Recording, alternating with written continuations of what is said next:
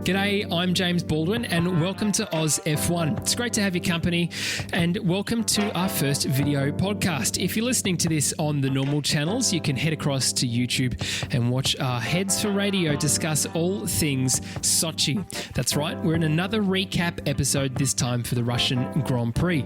And in this episode, we'll go through team by team as we always do and recap the entire race. We'll also hear from Campy with some more ill-informed rants and Tommy T's broadcast review. So let's get into it.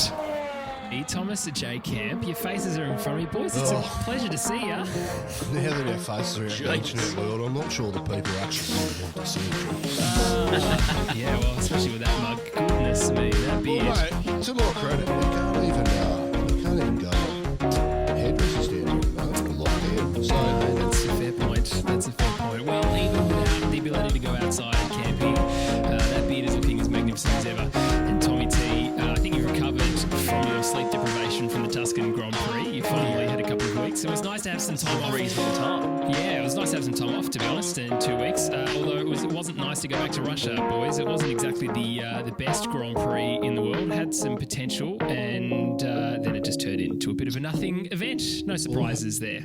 hence why all the commentators that are any good decided not to go to Russia.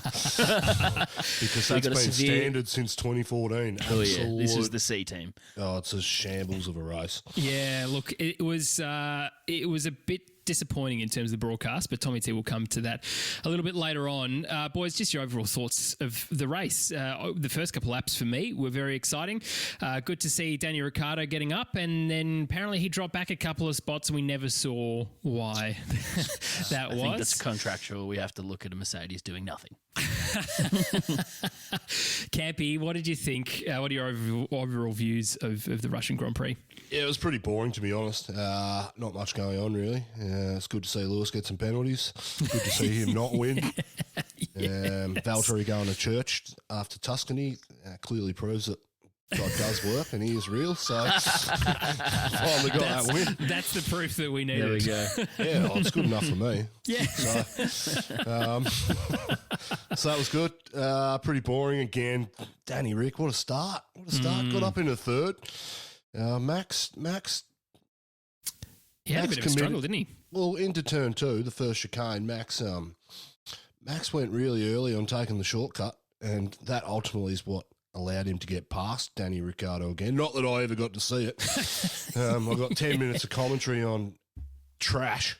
Yeah. But we didn't get to see that, so that was frustrating. It's good to see Danny Rick's race pace on the hards come through. He stomped Ocon. I think at one point he's about 8 seconds behind Ocon. By the end of the race, he was 17 seconds in front of him. So that's a 25, 26-second turnaround. Yeah, good. The guy's a star, so that was good to see. I think he probably could have got fourth, but I think the car setup on the softs ultimately compromised him in that first stint, which was a shame, and his tyres fell away. And when you drive like that in qualifying, no wonder his tyres were in worse shape than his teammates. So yes, very true. Yeah. Tommy T, what are your overall thoughts of the race?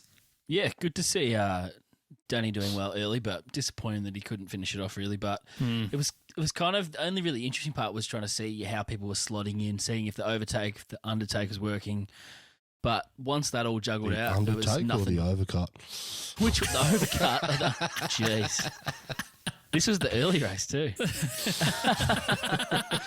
But once that all shuffled out, there wasn't really much left, was there? That was kind of what we're all waiting around like lap 20-ish for all that shuffling to happen, see if people could kind of get ahead of Lewis, but no one really could. They pitted early enough for him and he kind of just sailed back to the top. I thought Kvyat would have made a bit of a charge at the end, but it never really eventuated. Just couldn't get past Ocon. No, I think he looked at going through in that off-camber corner towards the end of the track there, and he almost made a lunge, but I thought he probably thought better of it instead of wrecking the car. Although, to be honest, I would have enjoyed seeing it. I think that Renault was just pretty slippery. Yeah.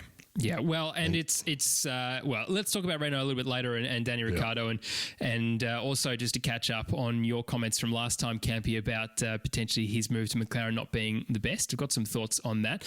But there's some other stuff going around in the paddock before we get into the race recap, boys. We've had the new CEO of Formula One announced, Stefano Domenicali, who is, funnily enough, ex-Ferrari, is taking... Prerequisite. It has to be prerequisite. If you're anywhere near the FIA or anything to do with Formula One, Jean Todt, Ross Brawn, now Domenicali need to have worked for Ferrari at some point. But he is leaving Lamborghini as the CEO and coming across.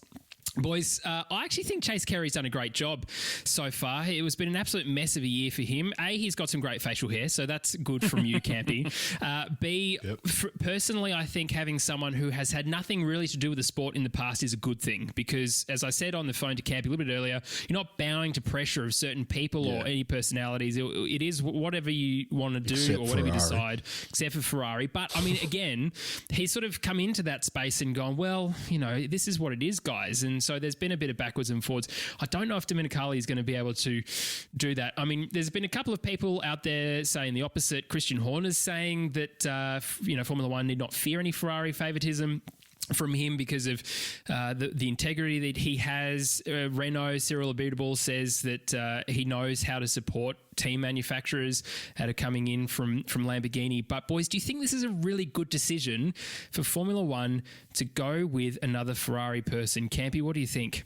Look, my only issue with it is I would have thought 6 months ago, in the last 9 months, that Toto was the man for the job. And all the talks that we started having in the media in the last 9 months would suggest that is probably what was going to happen. Ultimately, Ferrari came out and said we would have vetoed that decision. So there's Ridiculous. a bit Really? Yeah, ridiculous. we hear this story in Formula One all the time. In saying that, if Toto says that Domenicali and his integrity is above reproach and his heart for the sport is fine, you get guys like Horner saying it's a good decision, then if it's good enough for Toto, it's good enough for me. Yeah. I still don't like the fact that it's a prerequisite that you have to be from Ferrari, but I think Toto did a interview with Natalie over the weekend and he put all that stuff to bed. So that may be him just towing the party line, but I think ultimately Toto will end up in that position at some stage. Yeah. And I can see why they want people stepping into these decisions to be out of the sport from a racing capacity for the last 2 years. It's good to keep a bit of integrity, but I don't think if it's good enough, like Toto is the sort of guy, we've seen how that he runs that organisation from a distance. He's always straight up in the media. He's honest. He's not someone whose integrity is even a question. He would have done a probably better job, but it is what it is. We'll move on. Wish him all the best. Hope this Mr. Domenicali does a good job. And of course, Chase Carey is hanging out on the board still as a non-executive chairman. Tommy T, I think he's done a pretty good job in terms of steering Formula One into where it's supposed to be, and obviously having to push back new regulations by a year as well. It seems a bit of almost like a suck eggs for him though, and people aren't maybe giving him the credit that he deserves. Yeah, it's kind of like he just got a little test run. And he wasn't really going to keep it even if he did really well, unfortunately. I don't think he was ever going to be long for that job. I think he did a good job. We got some interesting kind of changes. New regulations look like they're going to be good, whether that was fully him, but I don't know. Lots of new races, new calendar. You can't really fault it, really. It's been He's done interesting. a stellar job this year. Yeah. Stellar job. Oh, this year especially is ridiculously tough. Where we were at, come to Melbourne, and that fiasco to where we are now. Yes. Your mate. To get 17 races, that guy's a superstar, and good on him. He's been good for our sport. Yep. Along with Claire Williams, he's welcome to join the Oz F1 guys for a chat and a beer anytime. All right, well, let's talk about Lewis Hamilton's penalty and Danny Rick's penalty as well before we go through the full race recap. Campy, can you explain to us exactly what was going on? Because it wasn't all that clear until really at the end of the race we knew what happened. Oh, I think it was abundantly clear. Every racetrack it is too, whether the track is clockwise or anti-clockwise, You go to a track like the US, anti-clockwise, you do your practice starts on the left-hand side of the end of the pit straight. So on the clockwise ones, you always do it on the right-hand side. On this particular track, you've got a red light at the end of the pit lane, which says whether the track's open or not. Now, there's normally a space to the right-hand side of that, depending on anti-clockwise or clockwise, to pull off to the side and do your practice start from there. Now, Sochi had that, like every other track, but the difference between this pit exit and everywhere else is there's about a 250-metre gap from where the pit exit actually starts and finishes to where they actually enter the racetrack. So, and there's a small right-hand kink to it. So Lewis decided that he'd go up past the right-hand kink onto the extreme side of the course and do a start from there. And I would suggest that was real clear. I mean, Lewis came out afterwards to say that, I've done starts like that everywhere else, but that's a million times Lewis. Apparently. That's bullshit. That's bullshit. You could see why it was dangerous because we saw the two cars that came out in front of Lewis before he did one of the starts, and they would have been going 250k an hour. So you can see why it was an issue, and you could see the potential that it has to cause a drama. Now, the FIA gets this stuff right. I honestly think that Mercedes and Lewis stuffed it up for whatever reason, and should just take the penalty and cop it on the chin. Yeah, it was a bit of an interesting because he moment. didn't just do it once; he did it twice. No, and it was a bit of an interesting moment, wasn't he, when he was told about the penalty over the radio? He threw his toys out of the cot completely, and poor Bono again copped it on the chin and just sort of got on with it.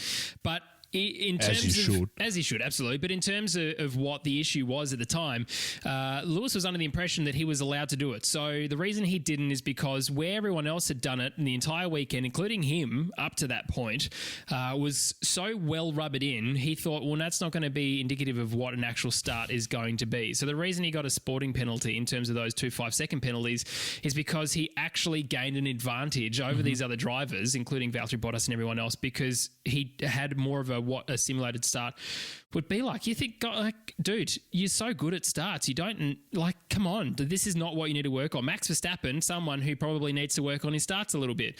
But Lewis has always been all over it. I think it was a silly waste of his penalty points initially, and now obviously not anymore, but 10 seconds. It's literally race changing. And then he had his head down and he didn't lift his chin up again for the rest of the race. Tommy T, in terms of his radio calls, you were having a field day on the messages. Well, how close were we getting for James to come on and tell him to shut up? I reckon that was pretty close. Yeah. Very close. I don't know. We saw later, and we'll talk about it, but Danny Rick on the radio after something, and I just messaged you guys straight away. I was like, that's how you radio message. Just straight away, hand up, stuffed up, move on. None of this yelling and swearing and carrying on and sooking. And it wasn't just the first incident. Lewis kept going and kept going and kept going and complaining about being pulled in too early and all these kind of things. The only thing that would be frustrating for Lewis and the team would be that hanging over your head into the race. If they had made that decision from the start and they could have started strategizing, but they were kind of a couple of laps in when it came across that he had to do a 10-second stop and he just wanted to do it at the end. I've only been watching Formula One for 2 years, and I already know that you have to serve that if you've got a pit stop coming. Yeah. So how does Lewis not know that? So the guy, a lot of he carries on like a whinging 2-year-old at times, and this is why people think he's a dickhead. I'm sorry, mate. Yeah. And then he comes out after the race and says, they're trying to stop me. It's like, get fucked, dude. Seriously, shut up. Mate, you are a god behind the driving wheel, and if you want to see some we're all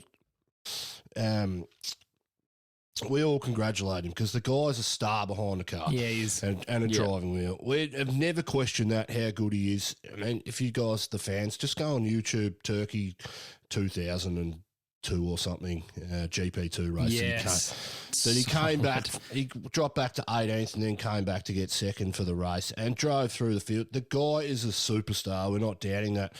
But his carry on afterwards, this is why people think he's a dick, and he carries on and he's playing a game at the moment. And look, he'll probably go down as one of the best, the greatest of all times results wise. But as for a human being, mate, the bloke just carries on like a muppet.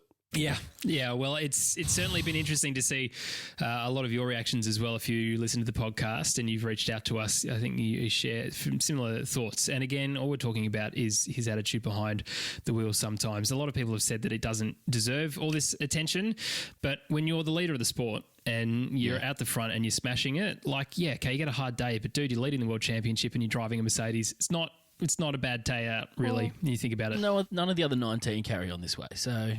Yeah. Except for Roman.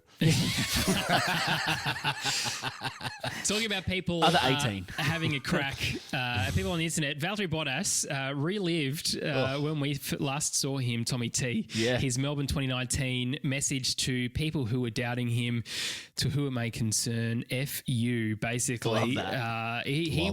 That has been building for a long time. This is the Valtteri Bottas that we have been missing for the last 5 races, to be really putting it to Lewis and just putting it up there. I was so happy when Lewis got those penalty points. That time penalty. Rather, I just wanted him to be out in the field, just lead it. Go Valtteri, you deserve it. You know, Max drove the absolute wheels off as well, but Valtteri just needed that lift, I think. Yeah. And there are a lot of doubters for this guy. And, you know, when you're comparing him to Lewis Hamilton, it's incredibly difficult to see, well, who's better, who's not, when really on the day they're very, very equal, but Lewis just always somehow ends up either getting the better strategy call or just a better start. Tommy T, you were pretty happy with him winning the race. I love VB, but I've been harsh on him this year, and I think it is.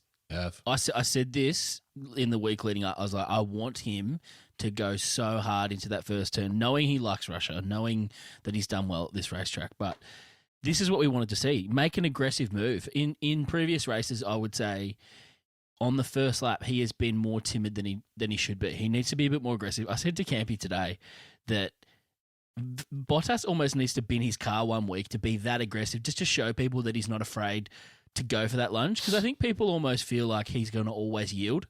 He needs to kind of, unfortunately, maybe just do something to go, I'm going to throw it in here. Don't underestimate me. I will put this on the edge and I will make you give me room. So full credit to him. He made a great move into turn 2, and then Max had no chance. He was just steadily pacing.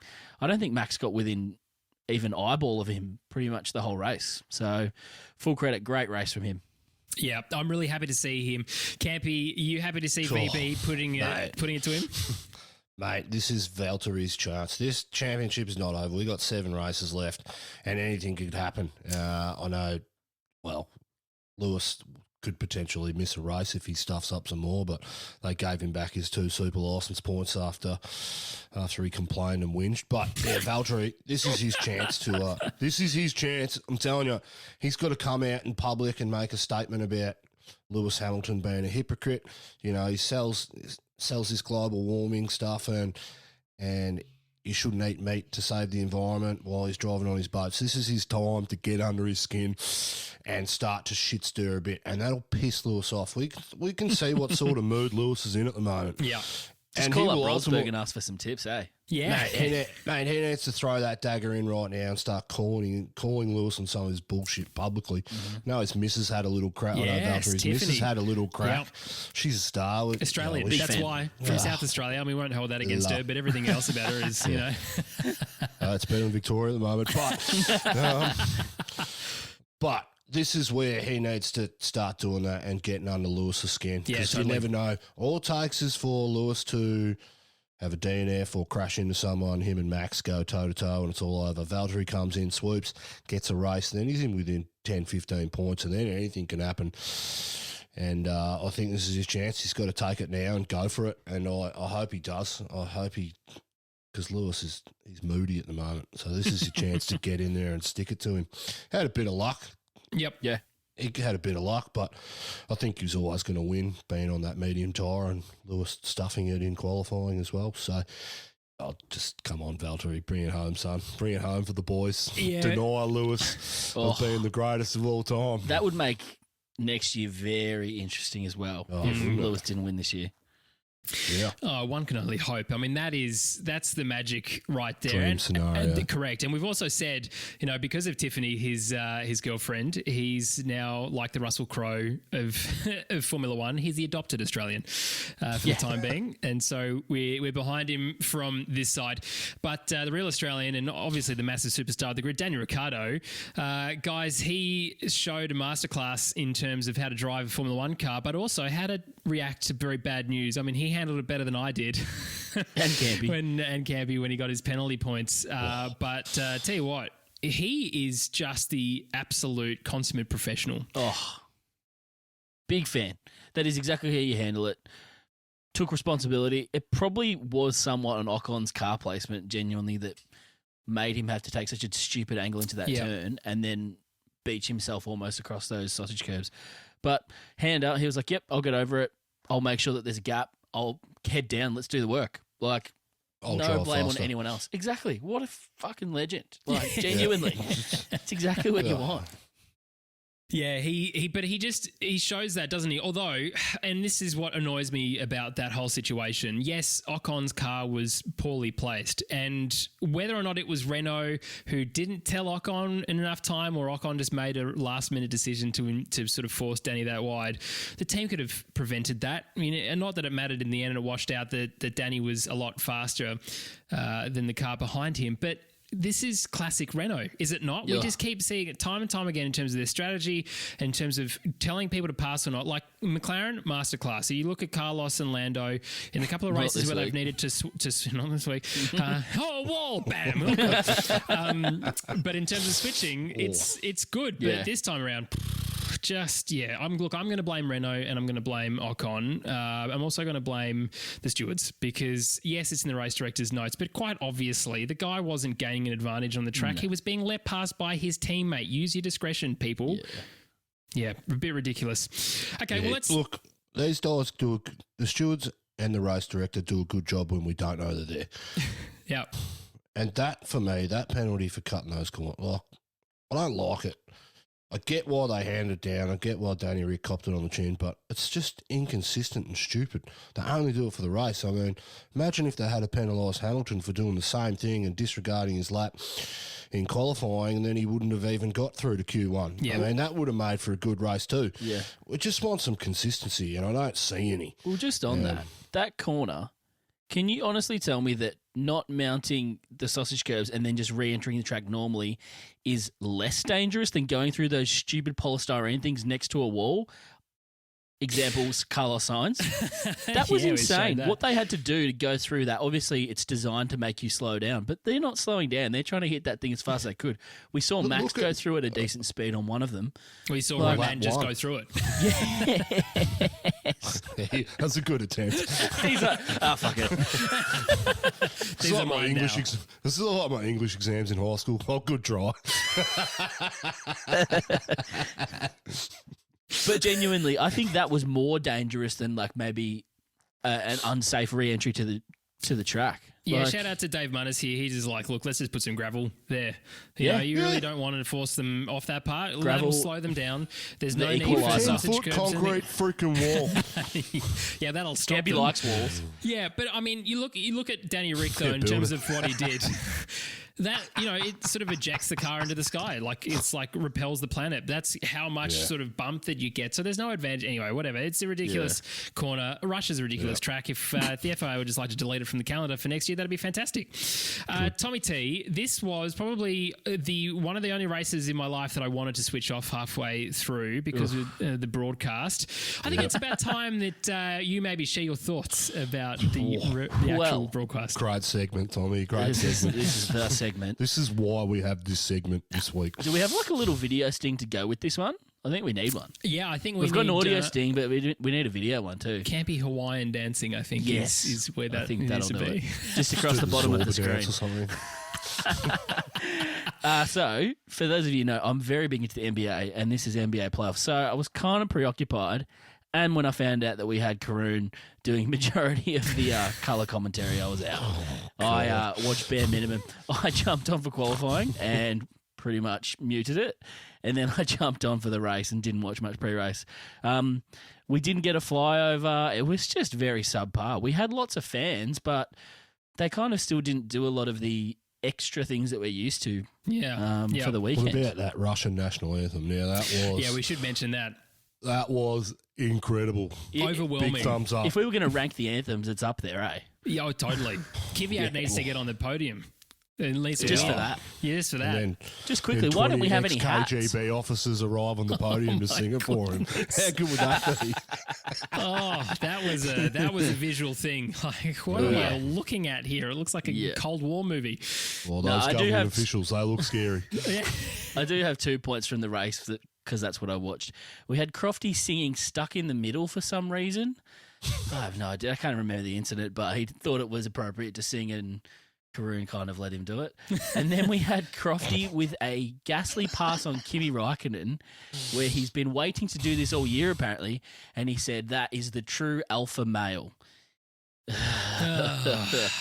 Crofty's getting worse week to week. We genuinely. have to talk about this. I love it when an older guy's getting senile and just says what he's thinking. Just he's not that could old. not care less about anything else. He's not old enough to be claiming senile anyway. When it's your job, you need to bloody do it better. Like, honestly, I feel like we're constantly picking up the scraps. I've had this conversation with a few people. If you've reached out via Instagram, Mikey White, you and I spoke about this today, just saying, yes, some diehards will have to be staying up to watch the race late, but even if you're catching this up on KO later or whatever, the scraps that we pick up from Sky are horrific and just not even relevant to what we're watching. And the same in the US. I know you guys pick up through ESPN the same issues that we've got. When you're watching the scrap at the back for 14th, 15th and 16th because they're three Brits, I get that. If you're watching in the UK. Down here, don't care. Give me Daniel Ricciardo and actually explain why he dropped behind Max Verstappen and Ocon on the first lap. Didn't see that at all. Still don't know why. 24 hours after the race. He probably ran wide somewhere, but that's just us guessing. But in terms of the actual quality of that broadcast, it was terrible. Like, just the whole weekend was shocking. Was all we heard about the Nürburgring. Heard about the 24-hour Le Mans, not Nürburgring. That's where we're going next fortnight. But with Paul di Resta, thank goodness he wasn't there. So we were going, well, look at me, I won LMP2. I know, just fantastic. Anthony Davidson had to cop not winning, and poor Crofty was just having a crack at him, and he was like, okay, yeah, I'm just still really tired from the race, and I'm still here at work. But the overall vibe was just terrible. Commentary was really substandard. Crofty kept getting things wrong. Karoon just felt like he had to, like me, fill space sometimes with noise, and it just... Did you just compare yourself to Karoon? We do call you the Karoon of this podcast, actually. So do the fans. We all make mistakes. I don't mind Karoon. He's good in small doses, but you're right. As a commentary, it was just like, I just need to talk about this now, and let me finish this point. Like, Crofty would go off on a tangent about, Stroll's sister, and then he'd be like, let me just finish my point. It's like, don't finish your point. He's moved it on for a reason. The best part was Mum happened to catch the start before the race, and she's like, that guy's pants are extremely tight.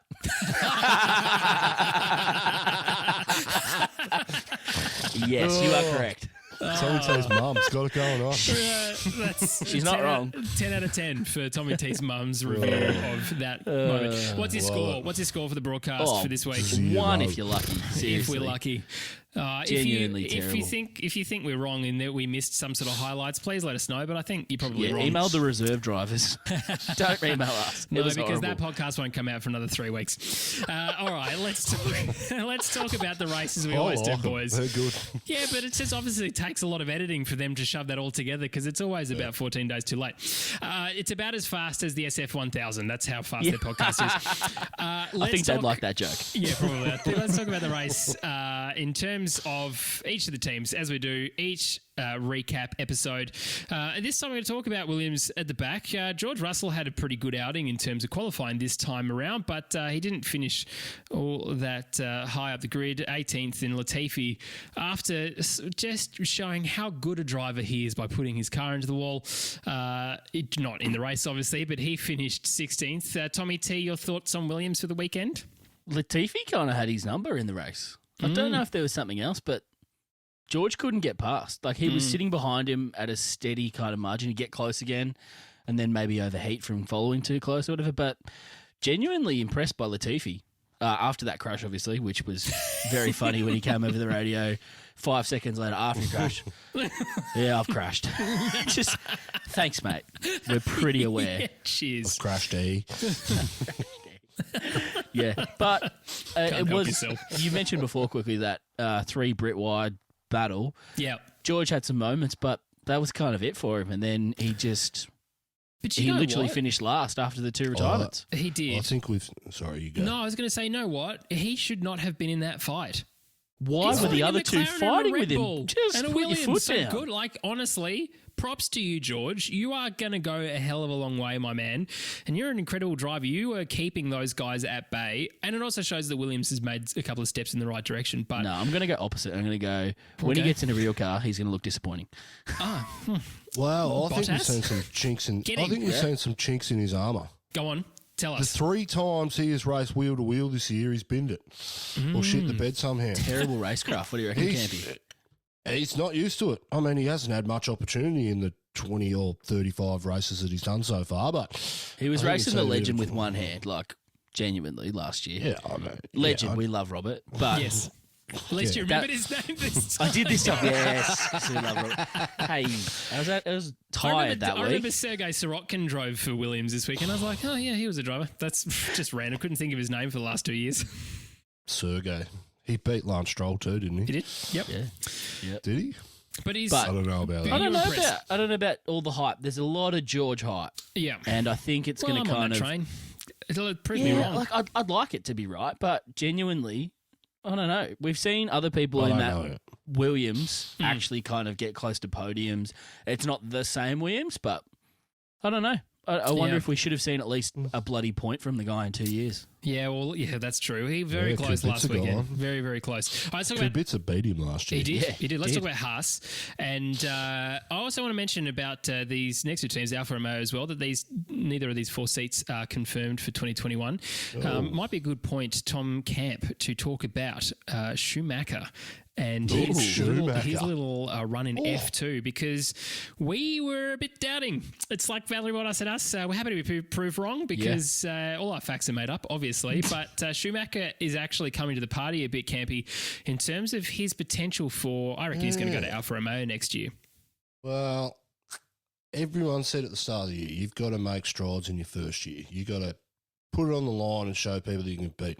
After we left the Austria doubleheader, he had 0 points and was well behind and wasn't performing very well. What a turnaround it has been. Yeah. In Mugello, he took over the lead of the World Championship in F2 with a couple of races left, 2 or 3, I can't remember. This weekend came out, romped home in race 1 for a win, and in race 2 got 2nd or 3rd in him. Was it 3rd? No, I think it was 3rd.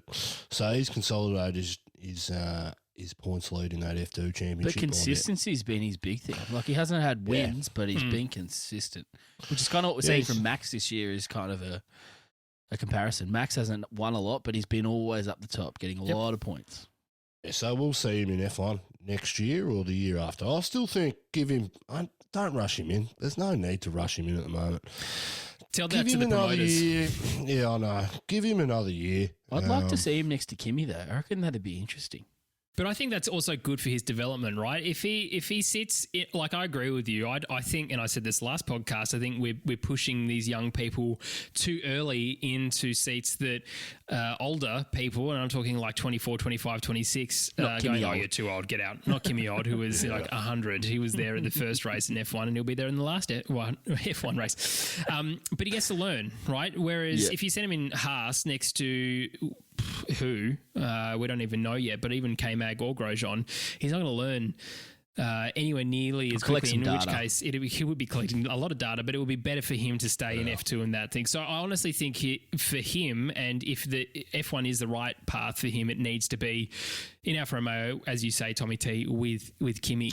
I don't know. If I was him, I wouldn't want to be in F2 next year with Oscar coming up. He's going to bloody take your crown, mate.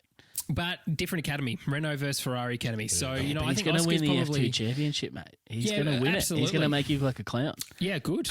Well, mate, I'm here for that. Oscar Here for Piastri that. can win everything, and then he can come into Formula One and win the title after that. Oh, that's not how that works. Is Mick Schumacher the nail in Giovinazzi's career then? Yeah, it has to be. It has to be. Look, we've spoken about Giovinazzi very little. Well, I just don't think, it's very hard to ignore that this is a Schumacher, right? And even Ralf Schumacher, his son is in the championship as well, and he's doing well. He'll end up probably in F1 eventually as well. But Mick Schumacher, it's Michael Schumacher's son. He drove the car the last fortnight in Mugello. Just seeing that 2004, if I can get that out. That was fantastic. It was probably my favourite part of that whole weekend. But you can't, as like a team like Alfa Romeo struggling at the back, they need a bit of love and attention, right? So they need that kind of sponsorship through that. Yep. But let's talk about Haas, because I tell you what, K-Mag and Grosjean actually had a pretty good outing. K-Mag specifically, he ended up in 12th. Which is ahead of a Ferrari in that of Sebastian Vettel. So fair play to him. He had a stellar start. He's had stellar starts all season, made up a ton of places. And it helps when you're at the back of the grid because you know where to put the car when other people are crashing into each other in front of you. But in terms of the attitude of the team and where we see them going, Grosjean is making noises that he's leaving next year. I don't know if you picked that up in any of the press conferences, but he's sort of analysing his future, and I don't think he sees himself in Formula One. Campy, who's going to collect the data at the back of the pack for Haas? Who knows? It'll be Sergio and Hulkenberg, I reckon. I reckon Magnussen's gone too. Yeah. Although look, we rag on Grosjean, he's an easy target and he's French, so. But I don't mind him, and I think that way because of his time at Lotus when he was consistently scoring podiums in that Red Bull era. I think the guy can drive. Do I think he's going to get a top drive? Absolutely not. He should, get out of Haas. He doesn't want to be racing back there. That team, because of the Ferrari motor, is a shambles at the moment. They seem to have made some gains this year and improved on where they were this time last year. But unfortunately for them, they got that Ferrari motor in the back of it and it's a shambles. And because of the results, public opinion does have some sway in this sport at times. Magnussen and Grosjean, you've just got to get rid of them. Gene Haas has been good to them to keep them this long, in my opinion. Yeah, you're right. But with drivers like Checo Perez, Hulkenberg on the table, who deserve drives, who have been consistently good performers throughout the years, I'm looking at Grosjean and Magnussen going, I'm getting rid of both of you and bringing these two in. And they've the race together before as teammates as well. Yeah, true.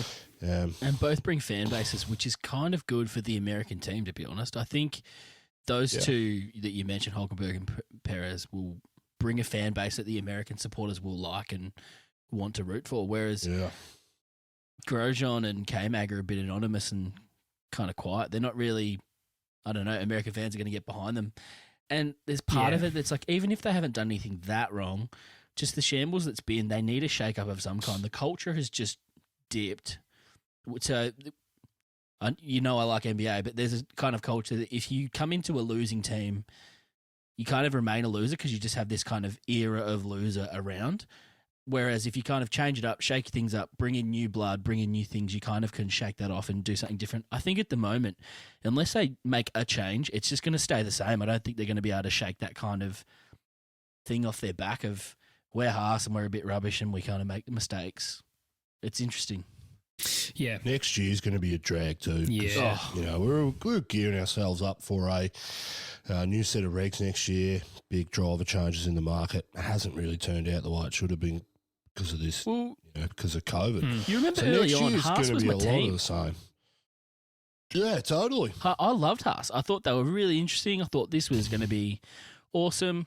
I'm a secret American, kind of like Campy. Love it. Secret American. There it is. There it but is. I kind of like. I kind of like the idea of. I still like the idea of Haas, but the execution is just horrible. And I think they need to be a bit more ruthless and go, sorry, these aren't the two faces that we need for this team. We need something that we can get fans behind and they're actually going to get some results and not just crash into each other. Yeah, and that's the thing. Like, they just won't ever shake that, will they? That we've all, and Grosjean as well, as much as, last in the Mugello, he ended up not crashing twice, which was phenomenal. Well, he crashed kind of once and then managed to get out of the gravel. But, yeah, it just... needs a refresh, and Gunter deserves that too. He deserves two drivers who will get on well together and do what they're told, but also value add to the team. I just don't think we've got that, and I think you're right in terms of seeing at least their performance on camera off track. They're just not altogether with it, whereas Hulk and Sergio, Sergio especially at the moment, just really showing his worth. I really hope Seb manages to prove his worth next year. Otherwise, that would have been an incredibly wrong call. All right, Alfa Romeo, Kimi, superstar Kimi, he came in 14th this weekend. He qualified last again, the second time this year. Did he sleep in or something? Oh, it's just this car. I want him to stay next year because I want Kimi to stay in the sport, but I don't want him to stay next year in a terrible car. Campy, what do you think about Kimi staying? I mean, I would like to see him back in Ferrari. I want him to stay, but with that Ferrari motor, it's going to be more of the same this year, for next year. Yeah. There's no changes in the regs, or small changes. They'll be... The bigger changes will come in 2022. I don't want him to see him driving at the back. And can he wait that long? And that's the real question. Yeah. I mean, then it's another couple of years. And look, the fire's still in his belly. Still drives extremely well. You see some of the wheel-to-wheel racing that he puts pressure on the other drivers who are trying to pass him in faster cars. Guy's still got it. So keep him around, I think. But I don't want to see him there. He's not just making up the numbers in F1. He's a way better driver than Giovinazzi. He's a good measuring stick for everybody else. And if Mick Schumacher gets that drive, then, Kimi, who better to be a measuring stick for Mick Schumacher and see if he's got what it takes? I mean, you still got to give these young kids, a year in the sport. I mean, look how shit Lance Stroll was the first year in his Williams. He was nowhere.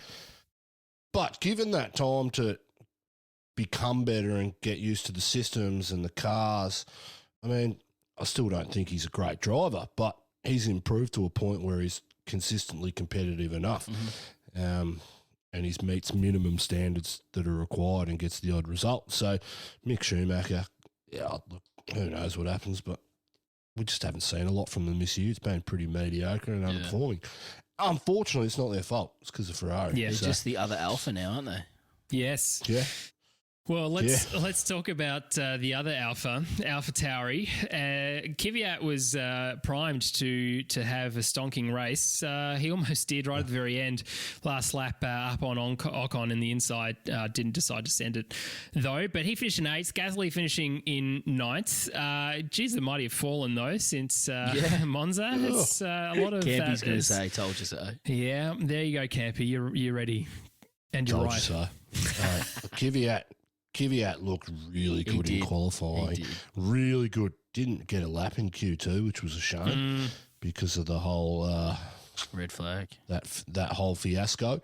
But Kvyat, since Gasly's had that win, Kvyat's beaten him straight up twice in a row. I mean, for Kvyat, he got the benefit of starting 11th, tyre choice, good strategy, played into his hand a bit. But I still don't. He still drove well. I don't rate either of them particularly highly. I still think they're C-grade drivers for me. But it was good to see Kvyat. I predicted he'd have a good result on that tyres. Unfortunately, I just think that Renault was too slippery in the straight line, which the reason why the AlphaTauri was quick because it had a tiny bit more downforce for those medium to low speed corners and high speed corners, which helped them get their pace up. But once you get stuck behind a car with the characteristics of the Renault, it was tough to chase him down and get in the right place on the racetrack where he needed to be. Otherwise, he would have passed Ocon and he would have passed that Ferrari pretty easily, I think. But that's a shame. And he had a long time to do it, a lot fresher tyres. But circumstances sometimes, I mean, he could have finished 6th, really. Yeah. And that would have been a stonking result. Totally. And, anyway. Yeah, they had a good weekend, though. Good. Double points finish for a team like that. It's good. Yeah, it is good. It was certainly better than the last time out for them. McLaren did not have a good time out, though, did they? Tommy T. Little chicane, great. Carlos is like, I'm going to come through, and he Mario Karted himself into the wall. Carlos has had a a very average season. And Yeah. No, he hasn't. I genuinely think it's going to be There better it than is. his season next year. Yeah, he Like- doesn't care. He's already got he's signed for Ferrari. He's like, whatever, it doesn't matter. Right? As He in, not doesn't so much care. average for his part, but just unlucky. He's had some very unlucky results. He's had a couple of DNFs. He's had some mechanical things. He's had a shocking year in that respect, Yep. and it's not going to get better. This is the problem. He's out-qualified Lando in the last 5 races. He's stepped up. Yeah. Like, Felt some pressure early I'm not on. saying anything against Carlos. It's more just like he's been very unlucky, and it's just not great. Like this, I don't know what he was supposed to do there. Like, because that we saw he was trying to go through that probably too fast. Yep. But this is an opening lap, and that's what everyone's doing. If you slowed there, he'd be back. He'd be back at the grid, which is, I don't know, like Well, abysmal. we saw So- Lando got squeezed all the way to the back of the grid and almost collected Carlos as Carlos Totally. went through the wall. That was, So if you not understand what we said, so this is going through turn 2. If you go over the sausage curbs, you have to re-enter the track through these polystyrene blocks, bollards, which is basically just what your bloody laptop comes in. It's the polystyrene left over, and they've just painted it with some orange and then stuck it in the ground. But basically, it shoots you towards this sticking out bit of metal, concrete barrier, and that's what Carlos's front left hit, and he's just ricocheted onto the front of the track. So Carlos committed way too much speed. Going Yeah, through he those did. bollards and you can without understand why. He didn't have the right angle. No. It's not like Max. Max had clear view to line that up. Mm-hmm. I could see what Carlos was trying to do, but then when he got there, he's like, "Oh shit, I don't have the room I thought I had." I've made a huge mistake. Yeah. But poor dude, like, just unlucky. He's been in just tough situations. Yeah. We know Carlos is a good driver, and I do hope he does well. And if I was going to pick my choice of future Ferrari drivers, I'd be backing Carlos. I think he's a much more consistent Yep. guy over We said it Leclerc. last year that he was the most improved and the best of the rest driving wise. Lando, though, didn't have a great time out 15th. McLaren playing around at the back of the We grid. talked about it before. Why was he playing at the back? Yeah. Get on with it's- Well, and people who were talking about Daniel Ricciardo going to McLaren going, oh, this is not a good move potentially with where McLaren is, that's only playing into your hands in terms of an argument. So he did have to pit early, and he literally sat on his tyres for, I think it was 45 of the 53 laps on hards. 48. Yeah, whatever 48, it he was. had to It come was in for a pit, ridiculous. Like, I don't know what they thought. You could see in the last kind of 10 laps of the race, he was just falling off, and Albon sailed past him, who was his kind of direct comparison once all of that chaos had settled. But Albon ended up in 10th, which is, and he was sitting back at, I Isn't it? think, 16th. 18th. Yep. Yeah, 18th or something. to 16th for a with while. a couple of laps, with kind of maybe 10 laps to go. So just a bad strategy, I think, for him. Not that he drove terribly. I think just that strategy was never going to get him anything, to be honest. Look, he got compromised Yeah.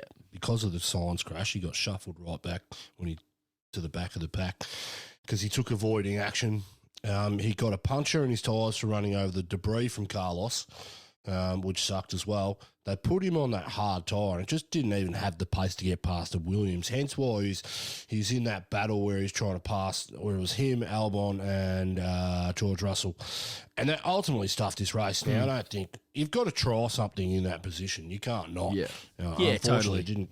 They probably should have got points, but what else do you do? They tried something, so I don't mind that. But, I think that midfield is really close at the moment. Yeah. There's Good. 2.5, 3 tenths can be the difference between starting P4, P5, all the way back to P11, P12, and for Lando, he's been 1.5, 2 tenths slower than Sainz, and that's ultimately affected his results in the last 4 to 5 weeks as well. So he needs to step up a bit, I think. Let's talk about Ferrari, and Charles Leclerc put Lance Stroll right out, which means my fantasy team Turbo Driver was really working against me from corner like 3, and he was also complaining that Charles didn't get a penalty. It's like, mate, racing incident, just get over it. But Charles actually did pretty well. I don't like to say that. Came in 6th. But I want to talk about Seb first. Tommy T, his little accident, not sure if you saw that in qualifying, where he's the Ferrari strategist. He's a track marshal. He's a Ferrari driver. He's everything. He cleaned up after himself. What a gentleman. Love that. I think he was more worried that people were going to figure out the aero and they just didn't want any secrets getting out. Didn't want a marshal handing that over. Oh, yeah. You don't want a terribly slow car. No, he didn't want a marshal keeping that as a bloody souvenir. He's like, no, it's valuable. We need to keep that. I'm going to take that with me next year to Aston. Because he's not getting paid. Yeah, he needs He's to getting sell pennies in the memorabilia. dollar next year. Yeah. Yeah. A bit of a nothing. He kind of hit the inside of that and then just spun. Just put it millimetres into the wrong part of the track and just slipped. Gas he hit too that early. orange curb, didn't he? Which you don't want to put anything on. It's like in Indy and Fernando Alonso putting that front left on that little bit of concrete just completely unsettled the car. Totally. Yeah. But I've got a conspiracy theory about it. Of course you do. Please, Campy, share We all know there's a bit of fuckery afoot at Ferrari at the moment.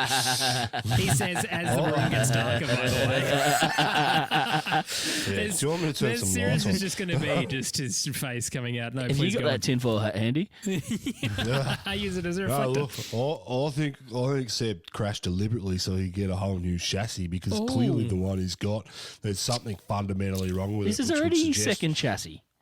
Yeah, good. He's just going through him, costing them money. Fuck you, Ferrari. I hate you.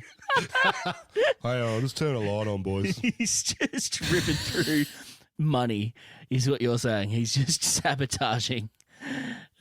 Which is not surprising for a conspiracy theory from Thomas Camp. Unfortunately, we can see your face again. I just love the conspiracy theory as everything gets a lot darker. Yeah. I am the Senate kind of vibe coming from the darkness. But Charles Leclerc, unfortunately, as I said, had a not too bad of a race. Shout out to John Smallcombe if you're listening. He got in touch and said, he's impressed by Charles. And look, I can be a little bit impressed with him considering how he drove for a car that was pretty terrible, considering Albon was in 10th. So Got lucky on strategy, he too. did, absolutely. And that plays into a lot of it, doesn't it? As always with him, he doesn't always deserve to be there. It's just kind of opportunistic in a lot of ways. He still sucks. Still your whipping boy.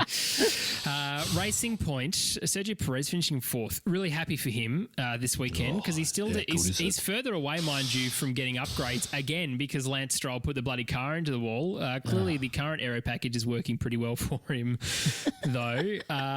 He's ahead of Stroll on points now, isn't he? So he should get priority. Yeah. He should get priority. Yeah. And he's way faster. It has been for 2 years. Yeah, So it has been for his you'd entire think he'd career. get priority and a drive for next Funny year. that he was anyway, behind on but- points when he didn't do 2 races. Yeah, shocking, isn't it? Weird. Unbelievable. I love the fact that he came out and romped at home in qualifying and got a great result Great in the qualifying. race. Yes, he didn't get a great start, but he recouped. There was some solid pace in that car. Yep. He's given Otmar and Lawrence Stroll the 2 big fingers, Yeah. the big old fuck you, boys. I reckon he's just making his campaign for that Red Bull seat.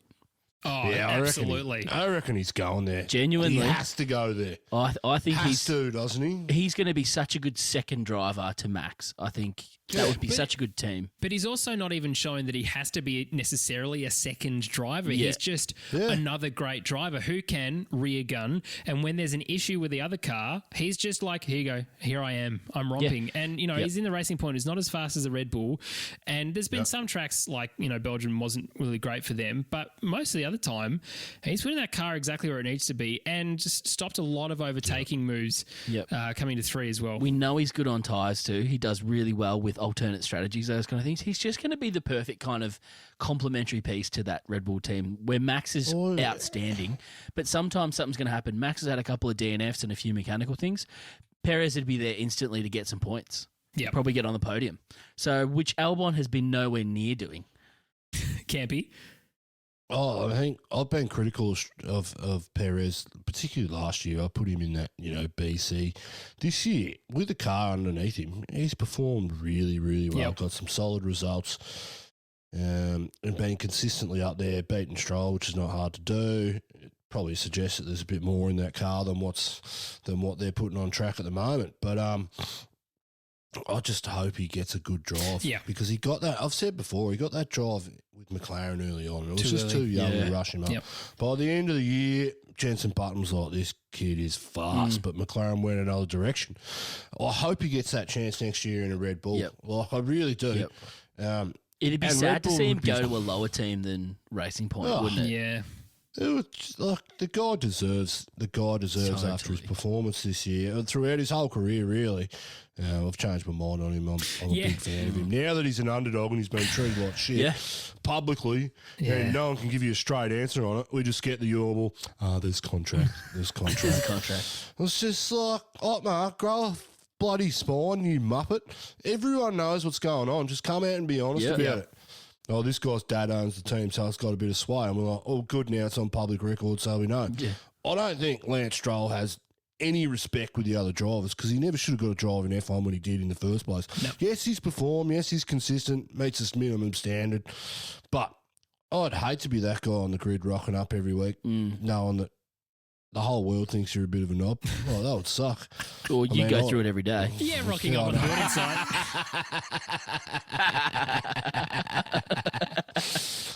Love it.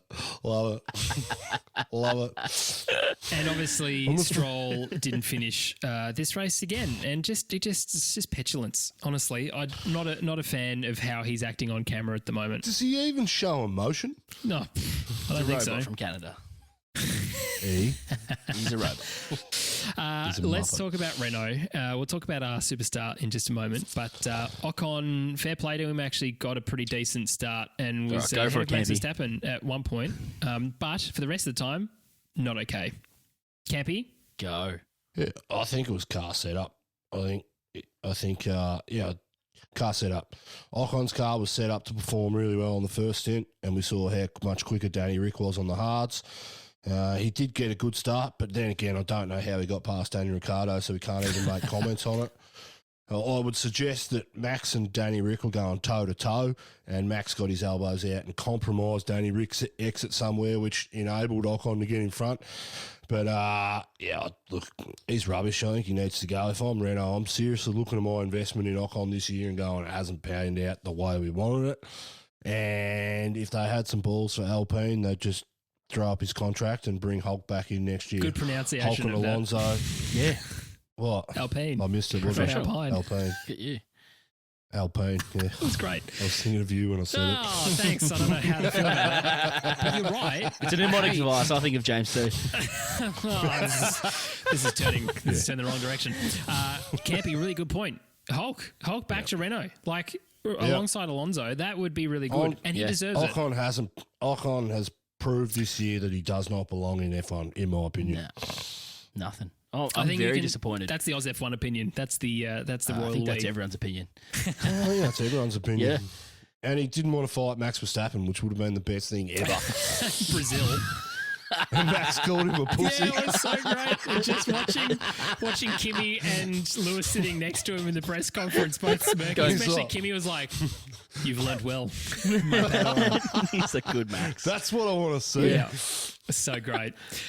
Danny Ricciardo, let's talk about our superstar. As we spoke about a little bit earlier in terms of the penalty that he was served, he just got on with the job, didn't he? And it didn't matter in the end anyway because he was over 10 seconds away from Charles Leclerc.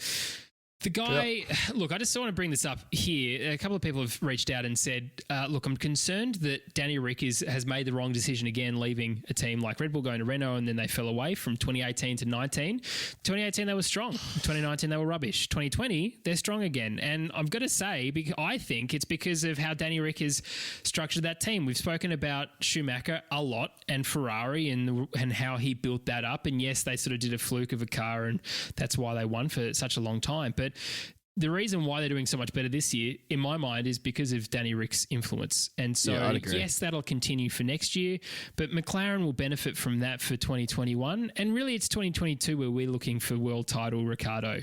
So a year potentially in that sort of third, fourth, fifth, sixth spot, fine, so be it as far as I'm concerned, because Alpine or Renault won't necessarily have that momentum that McLaren has right now. They certainly don't have the leadership, and they won't have Danny Ricciardo. So that's my 2 cents on that. Campy, what do you think in terms of that? Yeah, I think you said everything you need to say. I think either way, I've got a feeling about Danny Rick. At the end of his career, whether he moves to Renault or moves to McLaren, either way, he will win a world championship or he won't. I mean, I don't think that decision is a bad decision. I think McLaren are on an upward trajectory. Yep. 1 year with that Mercedes engine in it next year. But I am nervous. I get it. I said this last podcast. I do get it, and it's the first time I said it out loud. Renault have got some genuine, they've got some past results which make them a good team to drive for. They just need to put it together. We saw what they did when they, in 05 and 06 when they knocked Ferrari off their pedestal with Fernando Alonso, and then we saw the engine that they provided, Red Bull, from 2008 or whatever it was through to 2015. But Renault has a strong history in this sport, and they're a good team. It'd be ironic that if Fernando Alonso came back and had that world champion winning car that he's been looking for ever since he left them. Either way, I just think Danny Rick is a superstar. Yep. He's performing. Look, he's getting the results this year, but I still think he outdrove that car to the same level that he is now. Last year, he's getting accolades because he's getting results. Yep. That guy is a bona fide superstar. Totally. I mean, people are saying he's driving better than he has in his whole career. I just think he's that good. He's that consistent performer, and he's in the same realms of your Max Verstappens and Lewis Hamiltons. Yep. He's in the top three drivers on the grid at the moment, and hopefully he can get into a car next year which is somewhat competitive, but we're really looking for 2022 when he marks that world championship year, gets into McLaren with a good Mercedes in it. They get the jump on everybody else. They get some design features right. Bang, come to Melbourne, wins his home race 2022, and away we go to a world championship. That's what we want, and that'll solidify his spot in the sport for the next decade. I just think that if there's a spectrum of Ferrari to Mercedes is the two pillars of the other side. I think Renault's more of a Ferrari culture-wise. I think they're a bit of a hodgepodge. Is a bit of, Cyril is very emotional and crazy. He does some weird stuff. I don't think there's the structure that you want, which is going to win world titles, which is the more Mercedes style of structure of a team and very professional, very slick, which is McLaren. And I think they're more on that spectrum, which I think throw a fun Danny Ricciardo in there. He's the most professional guy at the right time, but he's also fun. So I think McLaren's going to be the perfect spot for him. We know that they love having fun over there, but they're also super serious when they need to. I think Seidel is going to be great for him. Yeah.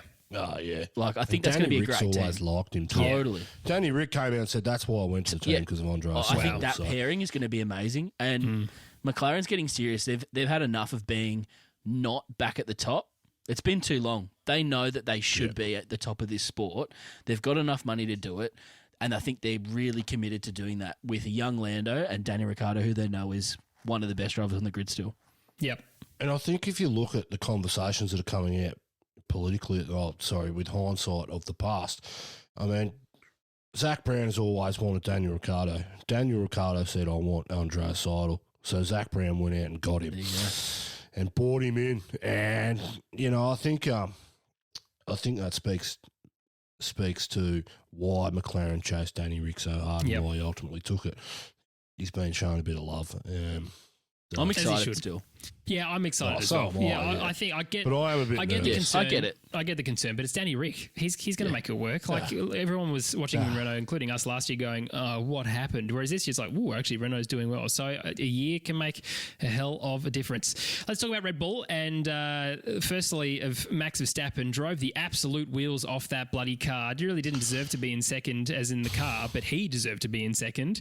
Another superstar driver. He had a cracking quali lap as well. Even he said he had one of the best laps of his career. Yeah, he's good. He's awesome. He's awesome. We know that we love it. It's clearly your tattoo. Actually, you can show us your Max Verstappen tattoo now. You don't want to throw it all out there day one. Well, that's for another video podcast. I'm sure people are looking at me going, Jesus, he actually look like that. That is grim. That is grim. Have you got your AlphaTauri trench coat back there, or is that hidden away? Oh, it's in the cupboard behind him, I'm pretty sure. Yeah, I'm pretty sure. What have I got? If I move my camera slightly that way, you can see a red hat under there. That's a Ferrari hat, isn't it? We got me Ampeg. Here we got some records. This is the worst edition of MTV Cribs I've ever seen. Mate, you should see me smash pad. It's awesome. It descends. It descends so quickly. Oh, that's why people come in. A bit of good Max banter. A bit of Maxie laugh. Stappen Piss would, take. Don't take yourselves too Maxie would seriously. love that Love Your Pad, He to would. be honest, and all of the Melbourne bitters that are in your fridge. Maybe Campy, not as talk much about as Dave. Albon. Come on. Let's go. Come on. Talk to Unleash. us about Albon. What else do I need to say? He was that far off the pace again this weekend. Kudos for Red Bull for showing him some love and keeping him round and, committing to him for the whole year. I think that's what they should have done. But it comes to a point in an organisation that is a high-achieving organisation like Red Bull where they have to make some hard decisions, and there's no way they're going to take him into next year. It's just not going to happen. Gasly didn't he's qualify so- this bad. Like, I Albon's know. qualifying is horrible. Yeah, but Gasly's was as bad. Gasly's was just as bad as Albon's. The difference between the two is that Albon has shown that he can pass cars on track, whereas Gasly didn't. Yep. In hindsight, I think they should have given Gasly the whole year, but it wasn't a bad decision at the time. It's clear that they're taking a different tact. Yeah. With Albon and Gasly. A bit more nurturing, I think, this time. Yeah, absolutely. Not so tough-handed. We know what Dietrich Mateschitz is like. He's pretty... I mean, you guys can go and look up the media about his HR department that he's just sacked in the US at the moment. Dietrich's a no-bullshit kind of guy, and I really do think that he just has to. He's not performing. But where do you put him? He's not bad enough to kick out of the sport, that's for sure, but not in that seat. I think they've got to make a tough decision. I think Albon will ultimately end up in Formula E where he's destined for anyway. Had a 2 or 3 year affair with Formula One, and away you go. It's a shame, but Red Bull have to take Hulk or Perez. Yeah. Hulk was the flavour of the week 6 weeks ago when he got his couple of races. Perez is probably the flavour of the week at the moment because he doesn't have a drive. But and either are bloody outstanding and will get something for you in those spots. Also, something that I've just realised in terms of Red Bull too, they lose their Aston Martin sponsorship, don't they, next year? Quite obviously, and Sergio's Telcel money that comes in for sponsorship might be very much needed. Well, not necessarily needed, Well, but appreciated. That guy's huge for South American market. Huge. Huge. I mean, they've all got somebody to cheer for, and we forget how popular the guy actually is. I went back and listened to the Beyond the Grid podcast with Checo in there, and I was like, geez, I have a different view of him in Australia because we don't hear a lot about him. But he's much loved. He's a character. I think it'd be a no-brainer for Red to take him or Hulk, and I hope it happens. Totally. Either way, they'll end up in Haas together, I think. Yeah, and it's definitely a business decision. It's easy to forget about that when it comes to Formula One. Okay, let's talk about the business at the front end, Mercedes, and obviously Valtteri Bottas managing to win. Lewis throwing his toys out of the cot, but he still got third. Like, the guy was still on the podium. It wasn't all lost considering he sat still for 10 seconds and didn't do anything. Do you think that was because his team had a good strategy and pitted him when they did? Ooh, maybe they know what they're doing. Maybe. Nah, surely not. They have no idea. Unbelievable. Lewis, you suck. Unbelievable. Okay, go on, Tommy. Talk to us about Lewis. It was abundantly clear that they should have pitted him when they pitted him because they were making sure that he didn't get snaked by the Renaults. They nailed it. He came out in front. The Renaults pitted afterwards, and lo and behold, they were behind. He just slowly made his way up as everyone else started pitting. He didn't even have to overtake anyone. He just stayed in position once they'd pitted him and just rode it to the end of the race. They nailed that strategy. After that, you could not have asked for a better way to handle that 10-second penalty. Like, perfect, and that's why Mercedes get paid the big bucks. Yep. I don't mind a driver pushing him his team so hard that he gets the best results. But at some point, Lewis needs to relax and go, my team has my best interests at heart. They're not trying to shaft me like the FIA are. My teams generally know what they're doing and they can see things that I can't. Have some faith. But he just carries on. And when he carries on, it just, mate, I don't want to start me a bit. Like, he's just a muppet. He's just an absolute Feel for Bono, because Bono's like the nicest that guy. guy's just like, what do you want from me, dude? Mate, when have I ever failed you? Really? How many world championships have we won together? Seriously, little faith, mate. And he probably will win another world championship this year, and he will get Schumacher's record. Yeah. But still, like, dude, stop being fake humble and actually be humble. Fucking settle down. Yeah, I mean, there it is. I mean, you look at a guy like Valtteri, who's I think he's driven really well this year. I think his qualifying results have been stellar against a really fast. We know Lewis can qualify. We know how good the guy is behind the car. Unfortunately, it's this off-track stuff not off-track, because we're not going to talk about that, because you're just not going to get that from Oz F1. You can get that everywhere else except here.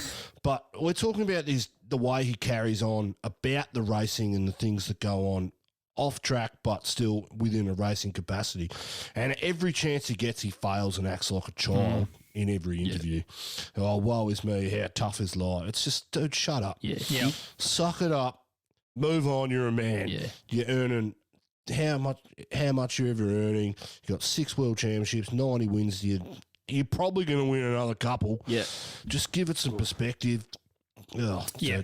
Oz F1, the opinion is that Lewis Hamilton, great driver, just needs to sort his life out and stop complaining. Bono, you make the world go round, my man. Oz F1 loves you. He's a star. And that whole team is superstars. There's like 1,000 of them.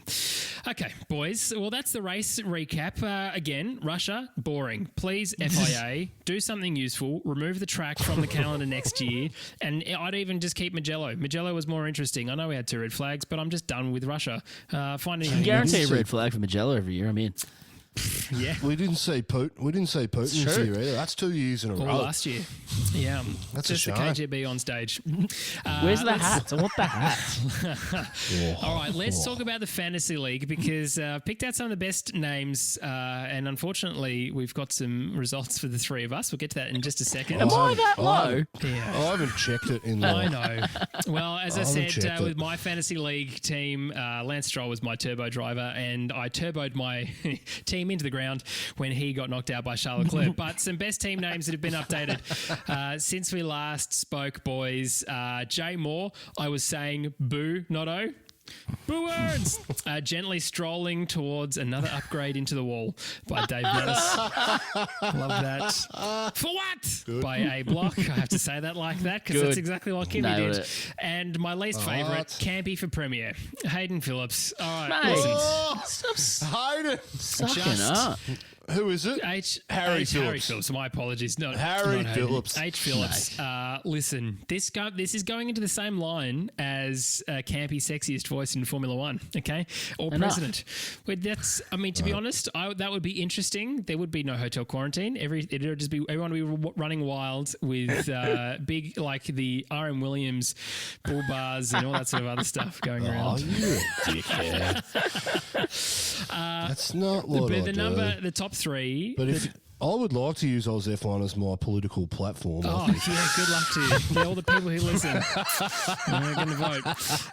I'll do a better job than the dickhead in charge at the moment. I can guarantee you have no that. argument from me there, mate. The top 3 currently, as standings are in the Oz F1 Fantasy League. In first is Stick It To Him Sergio R. Moxley with 2,042 points. Oh, he's jumped. He's all ahead then. I was saying Bernardo J. Moore is coming second with 2,030, and Santiago, team number 1, S. Schill. Mate, you keep popping around the top 3 with 1,930. This really hurts me to say. Campy, you're winning out of the 3 of us. That's ridiculous. Bollocks. You're ahead of me by about 26 points, and I'm very, very, very, very annoyed by that. What position am I? You're in 20th, and I'm in 21st. I've really messed it up. The good news is I haven't messed up as much as Tommy T. For about 8 weeks. You're telling me that not doing anything made me win? Oh, no, I'm ignoring that team, because that's really ahead of where you actually are. Your Trust Fund is there. If you want to join in, look, you just join the fantasy league and change just your for name. the name. Just for the name. That's what we really want. You might even beat me, because I'm in 50th. Out of 62. That's true. I'm going for the wooden spoon. I reckon I can do it. Get some of those mega and turbos. But look, guys, keep changing the names. I see what you're doing. Love it. Boys, a couple of shout-outs to some people. And look, if you engage with us regularly through Instagram DMs or via Twitter, thank you. Like, we genuinely appreciate it. We love speaking with you. if you leave us a review too, we love that as well. And I just want to shout out to That Soccer Guy via Apple Podcasts in the US. Has left us 5 stars saying great recaps, always entertaining and a good laugh. That might not be the case, 2 thumbs up, when he sees our faces as we do the review. Got a head for radio. You do. We might just go back to audio.